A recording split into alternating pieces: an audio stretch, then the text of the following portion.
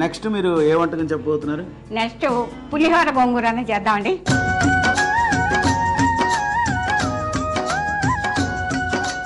మరి ఇప్పుడు మీరు డ్రామాలు అవన్నీ వేసానంటున్నారు. 44 ఏళ్ళు మీరు ఈ డ్రామా ఫీల్డ్లో ఉన్నానంటారు. డైరెక్షన్ ఏమైనా చేశారు అసలు మీరు? నేను 40 సార్లు డైరెక్షన్ ప్రైజ్ తీసుకున్నాను. అబ్బో.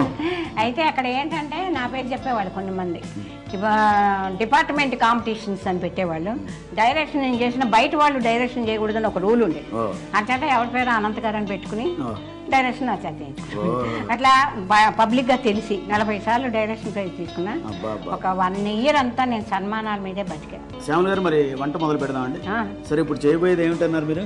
పులిహోర గోంగూర. పులిహోర గోంగూర. మరి దానికి కావాల్సిన పదార్థాలు ఏంటండి? కావాల్సిన పదార్థాలు ఏమిటంటే గోంగూర, వేయించిన మెంతిపిండి, చింతపండు పులుసు, పచ్చిశనగపప్పు, మినప్పప్పు, ఎండుమిర్చి, ఎల్లుల్లిపాయలు, కరివేపాకు, పచ్చిమిర్చి, నూనె, ఆవాలు, పసుపు, కారం, సాల్ట్. అమ్మా, వంట మొదలు పెడదాం. సరే, స్టవ్ వెలిగిస్తున్నానండి. వెలిగించండి. థ్యాంక్స్ అండి, మీరు చాలా హెల్ప్. అయ్యో, అదేంటండి బాబు, పర్వాలేదు. ఇది కొంచెం కాలిన తర్వాత ఇప్పుడు దీంట్లో ఆయిల్ వేసుకుందామండి. నూనె పోసేద్దాం. ఓకే. నూనె వేసిన తర్వాత మనం మినప్పప్పు, మామూలుగా పోపుకి వేసుకునేవన్నీ, ఎండుమిరపకాయలు, ఆవాలు, పచ్చిశనగపప్పు, వెల్లుల్లిపాయలు కూడా ముందుగా వేసుకుంటే బాగా వేగుతాయి. అవునండి, వేసేస్తే అప్పుడు బాగా వేగుతాయి కదా. ఇవి వేగిన తర్వాత అప్పుడు పచ్చిమిర్చి వేద్దాం. ఇప్పుడు పచ్చిమిరపకాయలు కూడా వేసేసి ఇంట్లో ఏం చేద్దామంటే కారం, ఎండు కారం కాబట్టి కొంచెం నూనెలో వేసుకుంటే కాస్త పచ్చిదనం పోతుందండి.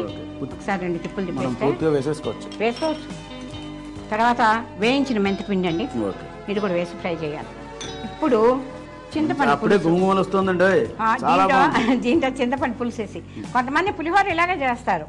దీంట్లో అన్నం వేసేస్తే పులిహోర, గోంగూర వేస్తే గోంగూర పులిహోర అంటే. ఇది ఉడికిన తర్వాత కొంచెం దగ్గర అయింది కదా.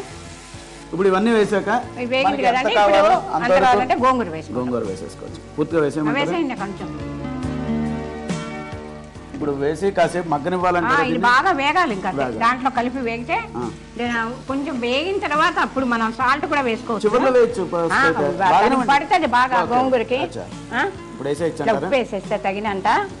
ఇప్పుడు ఇంకా అయిపోయింది. అంటే ఒక చిటికెడు పసుపు కూడా వేసేసాం అనుకోండి, నిలవ కూడా ఉంటుంది. ఇంకా బస్ అయిపోయిందంట. ఇప్పుడు దీన్ని కాస్త మగ్గనివ్వచ్చా?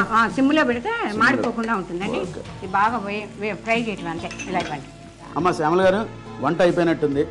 మీరు చెప్పిన పులిహోర గోంగూర అయిపోయింది. సర్వింగ్ బౌల్లోకి తీసేసుకుందామా? అవునండి. మరి ఆపేయచ్చు అంటారా? ఆపేయండి.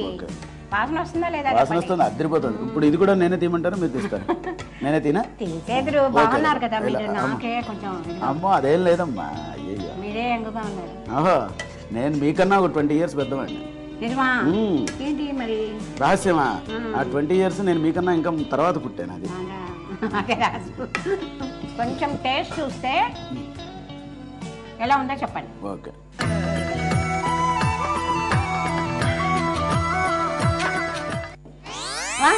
ఏంటండి? సరదాగా అన్నానండి, కారం ఏం లేదు. ఎంతో బాగుందమ్మా. చూశారు కదండి పులిహోర గోంగూర గురించి. మళ్ళీ మరొకసారి తయారు చేసుకునే విధానం చూద్దాం. పులిహోర గోంగూర కావాల్సిన పదార్థాలు: కడిగి ఆరబెట్టుకున్న గోంగూర, నూనె, మినప్పప్పు, ఆవాలు, శనగపప్పు, వెల్లుల్లిపాయలు, ఎండుమిర్చి, పసుపు, చింతపండు పులుసు, కారం, పచ్చిమిరపకాయలు, ఉప్పు, వేయించిన మెంతిపొడి. తయారు చేసే పద్ధతి: స్టవ్ వెలిగించి కడాయి పెట్టి ఆయిల్ వేసి మినప్పప్పు, ఎండుమిర్చి, ఆవాలు, పచ్చిశనగపప్పు, వెల్లుల్లిపాయలు కొద్దిగా వేగిన తర్వాత పచ్చిమిరపకాయలు వేసి, ఆ తర్వాత కొద్దిగా ఎండుకారం వేసిన తర్వాత వేయించిన మెంతిపండు కూడా వేసి కాసేపు వేయించిన తర్వాత చింతపండు పులుసు తయారు చేసుకుని ఉంచుకుంటాం కదండి, ఆ చింతపండు పులుసు వేసి మన దగ్గర ఉన్నటువంటి ఆ గోంగూరను పూర్తిగా దాంట్లో వేసి కాసేపు వేగనివ్వాలి. ఆ వేగిన తర్వాత సర్వింగ్ బౌల్లోకి తీసుకుంటే పులిహోర గోంగూర రెడీ.